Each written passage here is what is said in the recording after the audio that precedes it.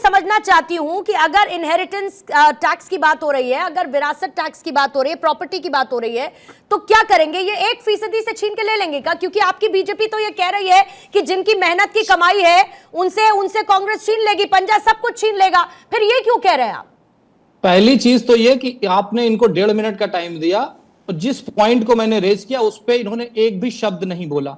इसका मतलब कि इनकी मनसा में डाउट है, इससे ये क्लियर होता है। और जो मंगलसूत्र की बात की गई है, महिला का भारतवर्ष में सबसे बड़ी वेल्थ होती है उसके घर में रखा हुआ सोना। कोई गरीब भी हो, जिंदा होता है, पैदा होता है तो भी सोना गिफ्ट किया जाता है, आदमी मर रहा होता है तब भी उसके मुंह में सोना गिफ्ट किया जाता है। सोना सबसे बड़ी वेल्थ है और इसलिए मंगलसूत्र की बात की जाती है क्योंकि वो घर का सबसे प्यारी चीज होती है। उसको छीनने की बात इसलिए की जाती है क्योंकि कांग्रेस का कैरेक्टर ऐसा रहा है, इतिहास गवाह है इस तरह की चीजों का। फिर बीच में बोले तो राहुल लाल जी का सेटल डाउन कर दिया कि ज्ञानवर्धन हो जाएगा हम लोगों का भी। ठीक बोल लिया राहुल जी, अब मैं बोलूं क्या? क्योंकि पूर्णिमा जी की वजह से तो चल नहीं रहा। मैं ये पूछना चाहता हूं,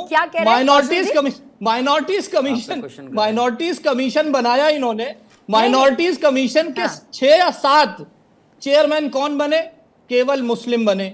बात ये नहीं है हम मुस्लिम के खिलाफ नहीं है, पर जो ये केवल मुसलमान करते रहे हैं, हम उसमें सबका साथ सबका विकास करके हिंदू मुसलमान करने की बात करते हैं, सबकी बात कर रहे हैं। और ये जो समाज का एक्सरे करा रहे हैं, जो ये कह रहे हैं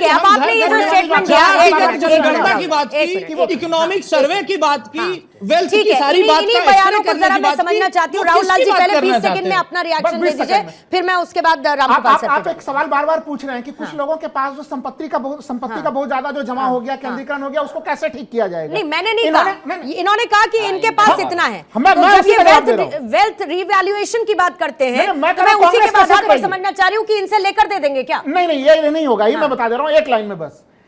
कॉर्पोरेट टैक्स था 30%, 30% से घटा के इन्होंने उसको 15% तक कर दिया। क्या स्थितियां थी? किस कारण से किया? जिस समय देश जो है कि कोरोना महामारी से जूझ रहा था, उस समय तमाम देश के कुछ दिग्गज उद्योगपति अपने पूंजी बढ़ाने में लगे हुए थे। ये जो पॉलिसीज बनाते हैं ना कि सीधे सीधे कुछ लोगों के हितों के लिए, उन पॉलिसीज में बदलाव कीजिए, सामने में परिणाम आएगा। ठीक है, रामकृपाल सर आपके पास आते हुए, और राहुल गांधी के 3 स्टेटमेंट्स का मैं जिक्र करूंगी। मैनिफेस्टो पर नहीं जाती हूं सर, 3 स्टेटमेंट्स का मैं जिक्र करूंगी। 12 मार्च को जब वो भारत जोड़ो न्याय यात्रा करते हैं तो वो ये कहते हैं कि अगर उनकी पार्टी की सरकार बनी तो वो जातिगत जनगणना और आर्थिक सर्वे करवाएगी। फिर 6 अप्रैल को जब हैदराबाद में मौजूद होते हैं तो वो ये कहते हैं कि हम फाइनेंशियल और इंस्टीट्यूशनल सर्वे करवाएंगे। फिर 8 अप्रैल को राहुल गांधी ये कहते हैं कि अगर हम सत्ता में आते हैं तो फिर हम इकोनॉमिक सर्वे करवाएंगे। ये 3 बातें क्या इस बात को एस्टैब्लिश करती हैं जो आज सैम पित्रोदा कह रहे हैं, जिसको कांग्रेस उनका निजी बयान बता रही है? देखिए, इतना ही नहीं कहा, आगे और सुन लीजिए बड़े ध्यान से। उन्होंने कहा कि जब जनगणना कराएंगे ये पता लगाएंगे कि हिंदुस्तान की संपदा किन किन लोगों के हाथों में है, और आबादी का जो प्रतिनिधित्व है, आबादी जब जातिवाद की जनगणना हम करा लेंगे जातियों के आधार पर, तो माइनॉरिटीज को सबसे पहले बाकी लोगों को उसी आधार पर देंगे जितनी उनकी, जैसे है ना, जितनी जिसकी हिस्सेदारी उसकी उतनी। हाँ, तो आबादी।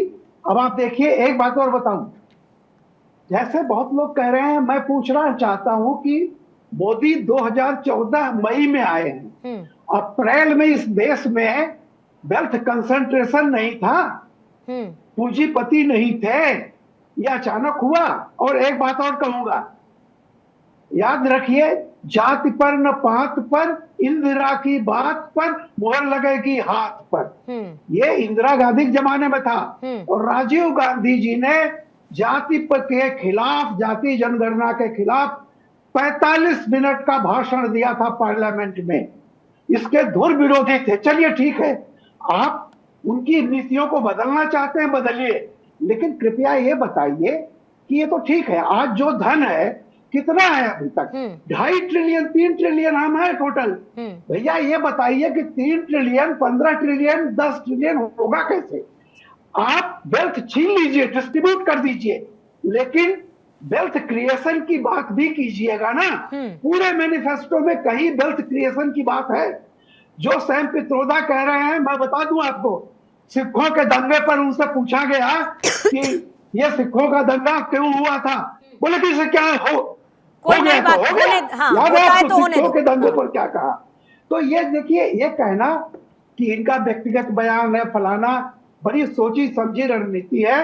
हालांकि ये कांग्रेस नहीं, कांग्रेस के पिताश्री भी आए तो ये चीज कभी नहीं लागू हो सकती इस मुल्क में।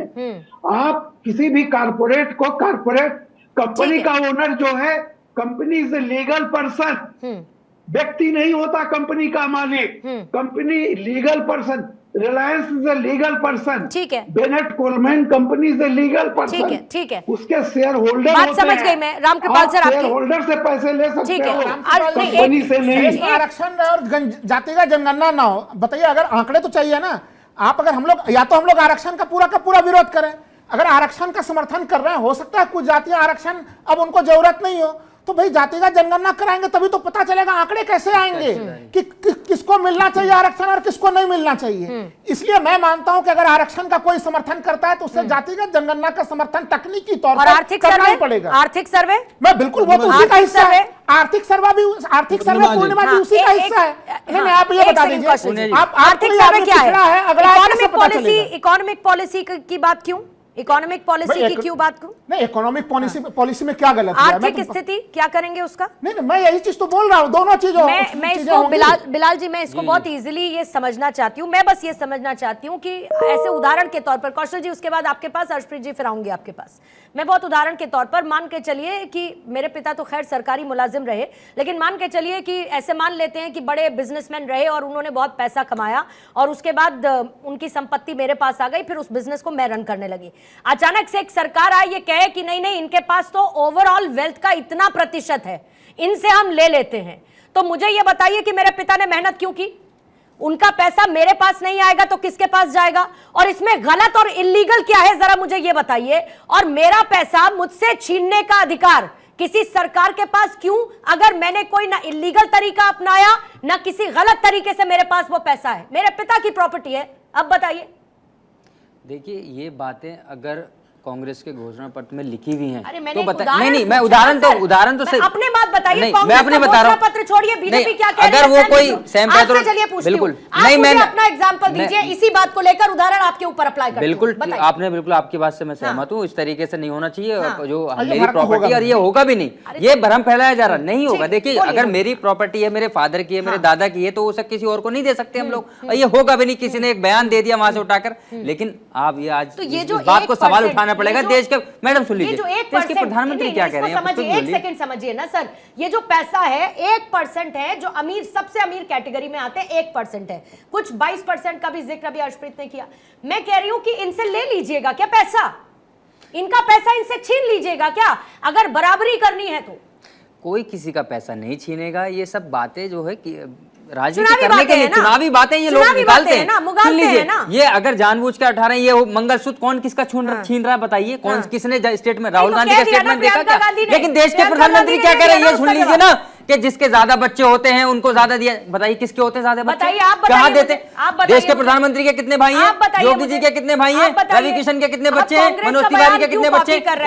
एक उस पर हिंदू मुसलमान पर टारगेट करने का देश के प्रधानमंत्री ने खुद बयान दिया। किसके कितने बच्चे होते हैं? सब इशारा समझते हैं राजनीतिक तुष्टिकरण की राजनीति कौन कर रहे हैं? ज्यादा बच्चे बताइए सर मुझे, किसके होते हैं आप? ये तो देश के प्रधानमंत्री कह रहे हैं कि किस तरफ इशारा, घुसपैठिया किसको कह रहे हैं? घुसपैठिया कौन है? नाम ले रहे हो? देश के मुसलमानों का सीधा नाम लिया, नाम लिया घुसपैठिया। किसके ज्यादा बच्चे होते हैं बताइए क्या? आप बताइए घुसपैठिया अरे कौन है? सर घुसपैठिए तो है ना भारत में, तो घुसपैठिया कौन है? मुसलमान है क्या? राहुल लाल जी, अगर हम बाहर के लोगों की बात करते कुछ हैं, हासिल नहीं होगा ना, मेरे साथ मत कीजिए। जवाब दे रहा हूं, मैं ये कह रही हूँ कि क्या घुसपैठिए है नहीं? एनआरसी की जब बात होती है तो क्यों होती है? उसको क्या सपोर्ट करती है कांग्रेस? जरा मुझे ये बताइए। सीए की बात होती है, क्यों होती है? उसको सपोर्ट करती है क्या कांग्रेस? नहीं करती है ना सर। सीए हुआ, कितने लोगों को बाहर किया गया? उसमें हिंदू भी था, मुसलमान भी था। अगर ये बात मत करिए मैडम, सीए पे अगर आप डिबेट कर रहे हैं तो मैं बताऊंगा आपको सीए के आंकड़े। कुल मिलाकर आप ये कहना चाह रहे हैं, आप क्या कह रहे हैं? एनआरसी जब आप हुआ था, ये कह रहे हैं कि ये सिर्फ चुनावी बातें हैं। कितने मुसलमान? आप ये कह रहे हैं कि ये चुनावी बातें हैं ना? चुनावी आप कह रहे हैं ये सब चुनावी बातें हैं ना?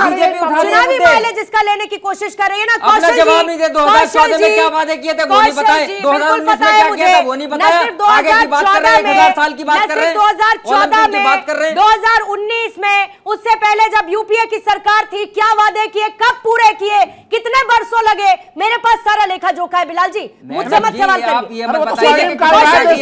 कौशल जी, स्टेटमेंट ऑन रिकॉर्ड है कि 2 करोड़ युवाओं को रोजगार देने की बात की गई थी, 15 लाख के पैसे देने की बात की सबके अकाउंट में, लेकिन क्या हुआ?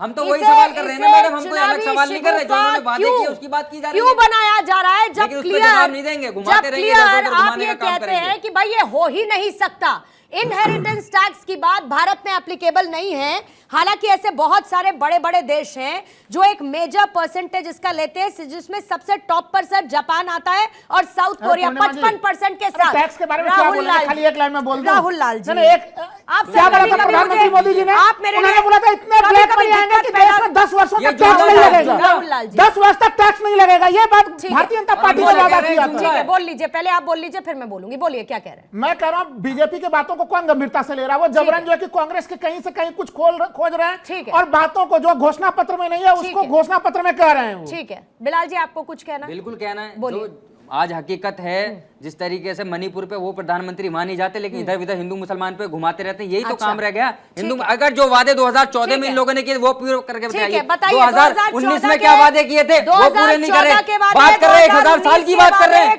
अरे भाई ऐसे देश नहीं चलेगा, आप लोग समझ चुके हैं मैडम, यही तो बात करें, हिंदू मुसलमान पे इसलिए तो उतर रहे हैं, ठीक है हिसाब नहीं दे रहे। क्लियर हो गया बिलाल जी, महागठबंधन के लोग जो चाहे राहुल जी हों, अपनी बात बता रहे हैं कि हम महिलाओं के अकाउंट में 1 लाख रुपए डालेंगे, हम 30 लाख नौकरियां देंगे, ये बात करिए ना, ये बात नहीं करेंगे। इधर से उधर हिंदू मुसलमान, उसके इतने बच्चे हो गए, इतने ये हो गए, देते रहे मतलब मंगलसूत्र। कौशल जी, किसान चुनाव